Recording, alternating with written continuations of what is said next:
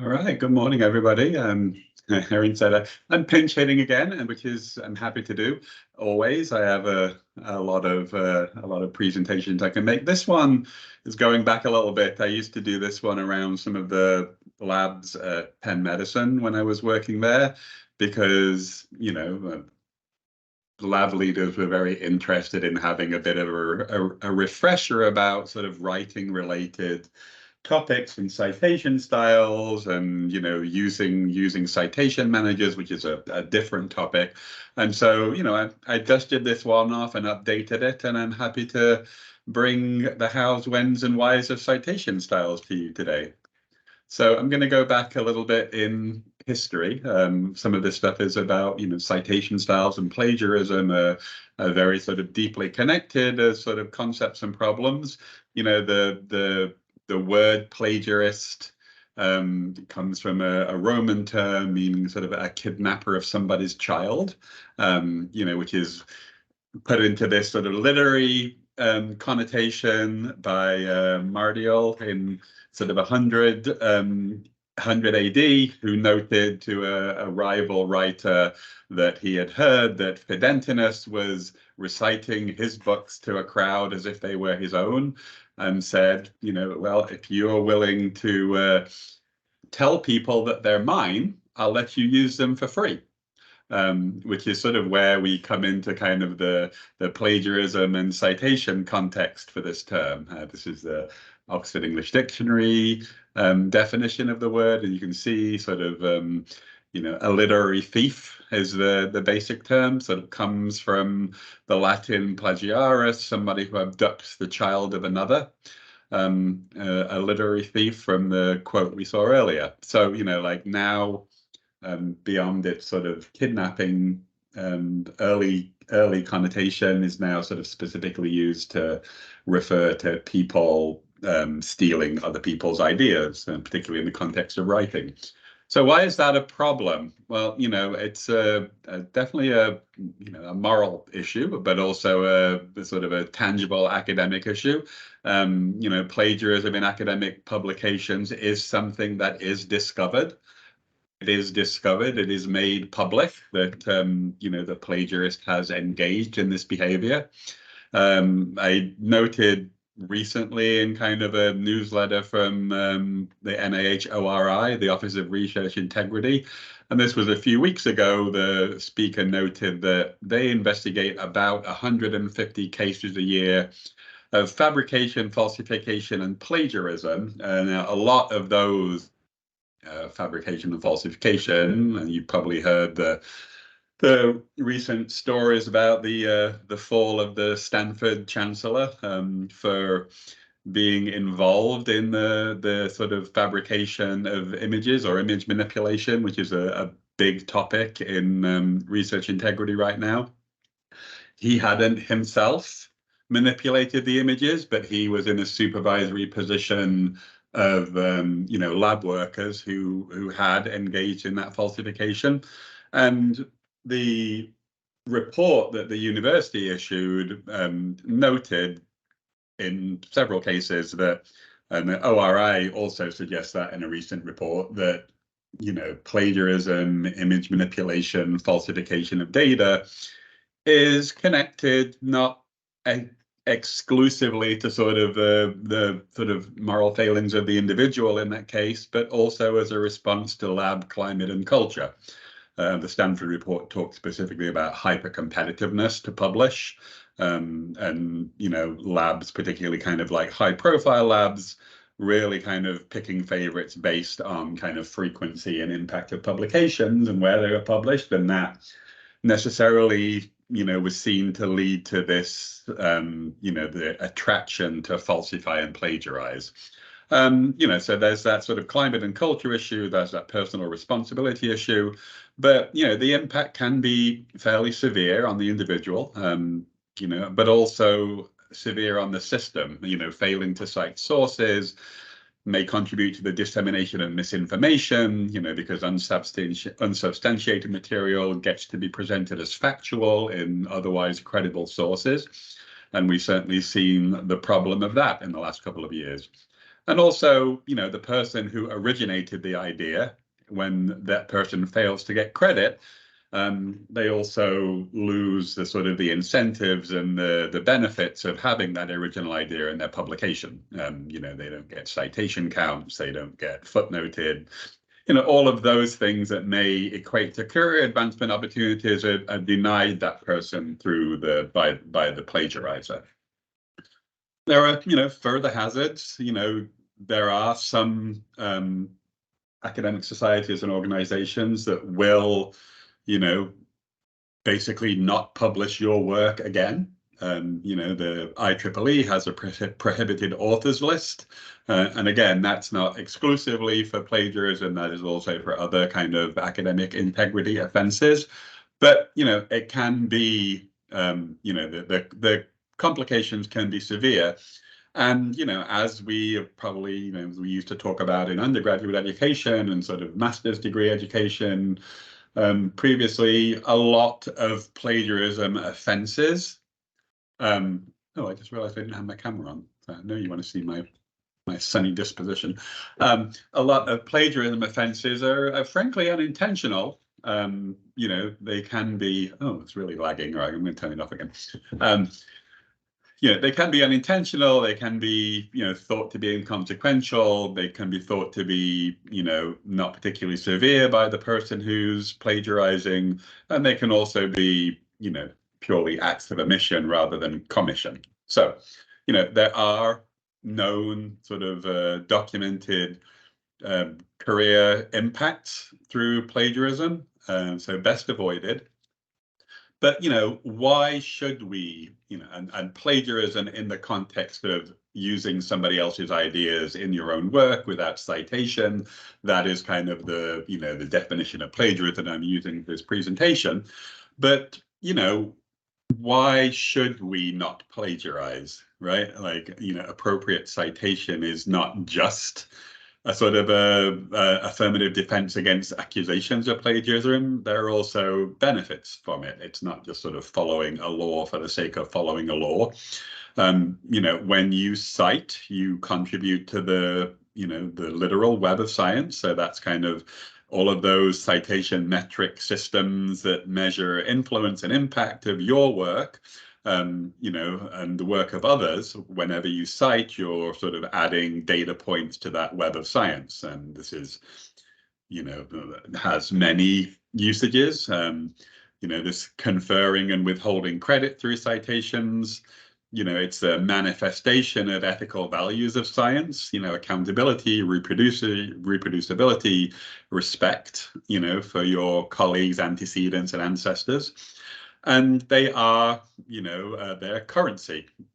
Having citations, giving citations contributes to some of those quantitative measures that are used in building career profiles. And, they also are very helpful to the reader and user and public in that they enable people to find the work that is cited, to use that, to read it, to learn from it. And so it's a substantial contributor to the dissemination of knowledge. A couple of kind of footnotes to all of these things, because of course, in a presentation about citation styles and plagiarism, I have to provide a good example. But, whenever you say sort of citation styles to an academic, there's a very significant cringe factor. Nobody is sort of loving that. Everybody is frustrated and annoyed by it. Everybody's looking for, shortcuts and workarounds. And sort of, it's ironic because every single different citation style that you may be asked to use based on the publication that you're submitting to is asking and reporting the exact same information. Who wrote it? When did they write it? What's the thing called? And where can I find it? In which case, why is MLA so different to APA? Why is APA so different to, any of the other Chicago styles or any of the other dozens and even hundreds? And certainly if you're an EndNote user and you look for the citation style plugins, there are literally hundreds listed because, of course, not only are there sort of stock, large, well-known citation styles. There are also specific journal manifestations of how they use it. So one journal may use a Chicago style that has kind of slightly different style guide than another journal. So it's maddening, and also kind of ironic, because historically, this is kind of on the slide here from 1929, kind of the initial discussion of what would eventually become the APA style. And, you can see this specifically saying here, here are some suggestions. We wouldn't want to, coerce you to do anything specific. It neither has nor wishes to assume any authority in dictating to authors, publisher, editors, and suggesting these recommendations, et cetera, et cetera. So from the get-go, how did we get to scholarly organizations gently suggesting that this might be a good idea, to this incredibly sort of didactic system where you get sort of things kicked back to you because of a misplaced apostrophe, or you didn't italicize something that apparently you should italicize because it makes some tremendous difference, that is hard to identify. So where did citation styles come from, and why are they the way they are? Why are citation styles? They have their roots in the kind of the ancient sort of artisanal craft of publishing, particularly sort of running letterpress printing, going back to the earliest days of the printing press. It became important to have things be systematized, so that the people who were literally putting the type in the press to put onto the ink and press onto the paper, so they could do things sort of efficiently, so they could, standardize kind of conventions and practices, so that work could be consistent, because the printer is passing off leaves to the binder. The binder needs to know what order they go in. This is why we have things like running headers and page numbers and all kinds of things that seem like they have been around forever. They've probably only been around for a few centuries. So, from this original kind of craft, this craft context of printing, we start to move into, the modern sense of academic publishing, certainly kind of from the 80s and 90s, transitioning away from kind of the printing press, from typewriters, with thousands of individual publishers publishing their own specific journals to different organizations, to different audiences, all using different traditions, guidelines, and procedures, because they were using a print shop that was located in a specific place with kind of a tradition and kind of its own system and rules, and trying to work together with the infrastructure that they had. Obviously we've moved away in the last sort of 20, 30 years to this exclusively digital enterprise, massive consolidation into an oligopoly of kind of 3 or 4 publishers who control all of those journals that may have been around for many decades or centuries, come out of that artisanal tradition of printing and publishing. But now it's hard to justify the amount of difference between multiple titles all owned by the same publisher, which no longer uses any of the technology and tradition that led to the creation of these these practices. The styles are a reminder of that, but they're also kind of a super annoyance and a annoying gatekeeping exercise. However, again, many of these traditions are oriented about making sure that citation is, sort of respected at a high level, and that is essential for all of the reasons, we talked about primarily. So citation, again, about going back to the Oxford English Dictionary, the act of quoting, referring to a passage, a precedent, to support an argument as an authority, well known. There are a number of tools that are used. I have promised Erin that at some point in the future, I'll do an EndNote presentation for those who are interested. The critical step to being able to do an EndNote presentation is to finally get IS to install EndNote on my computer after 6 months of requests, and having paid for it 8 months ago. But most citation management apps will integrate with most word processing applications and to a considerable extent automate the process of including and formatting citations. Most of these citation managers allow the kind of the multiple output styles, including, particularly in EndNote's case, as I mentioned before, a vast array of journal-specific output styles.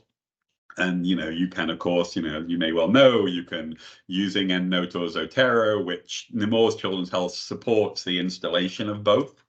And some of us in the library are sort of comfortable with helping people to a certain extent. EndNote's customer support is tremendous. Zotero, of course, being open source, doesn't have customer support. So you're sort of on your own with EndNote, with Zotero. But, as you've probably well known, if you use them, you can write a manuscript, you can format it for a specific journal style. You can, maybe not have success with that submission, submit to another journal, and, in your sort of RefWorks, word processing software integration can just sort of click a switch and it will on the fly reformat everything for the new journal. So it's not laborious. It's a real tremendous help.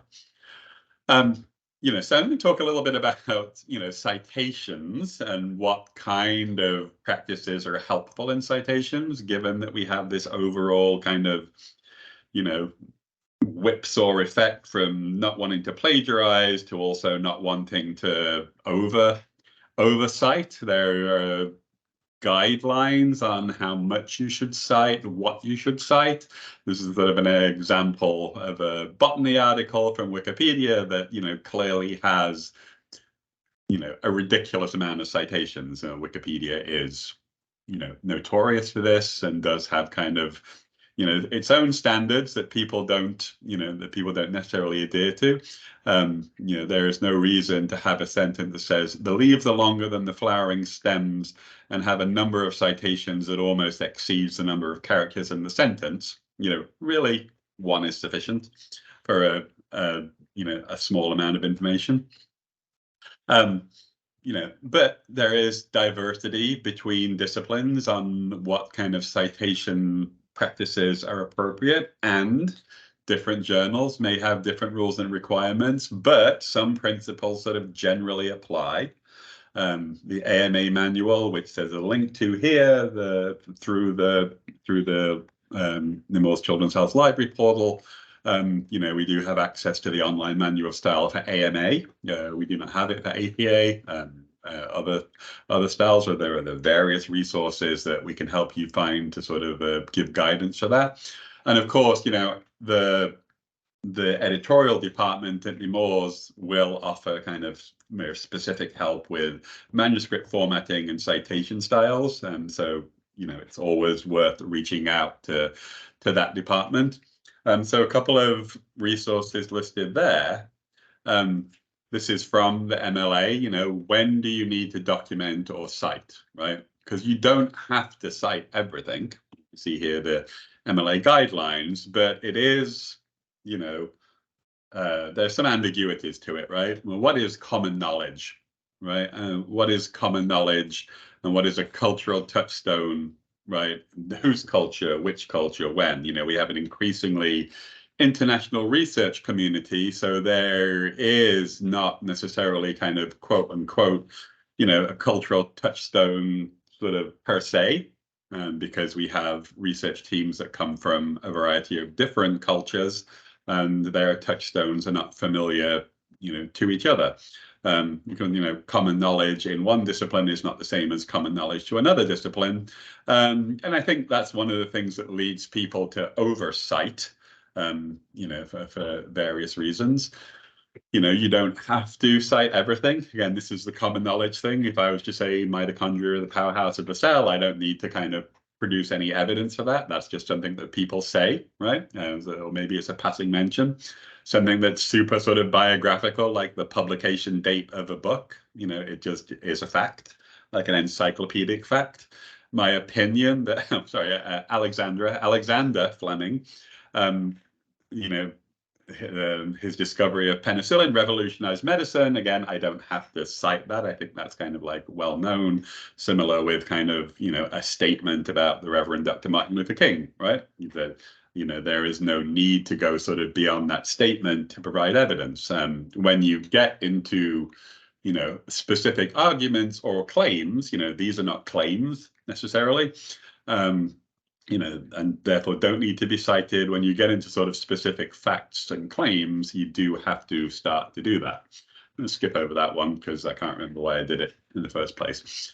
This one makes more sense, right? When you use one of these words in a manuscript, some of, there are more than this, of course, but these are a good example of words that should probably trigger a citation. Right, such and such a person comments. It is explained by, an author notes. It is claimed that, a certain pathway leads to a certain other pathway. Right, all of those kind of types of terms used in a manuscript suggests to use the need for a citation. So, when you're paraphrasing the work of another, the specific work of another academic or scholar that's not common knowledge, you need to cite. When you directly quote from the work of another, which again is more common in certain disciplines than others, sort of lengthy quotes are not necessarily something that you are going to come across in, basic science or a lot of clinical research.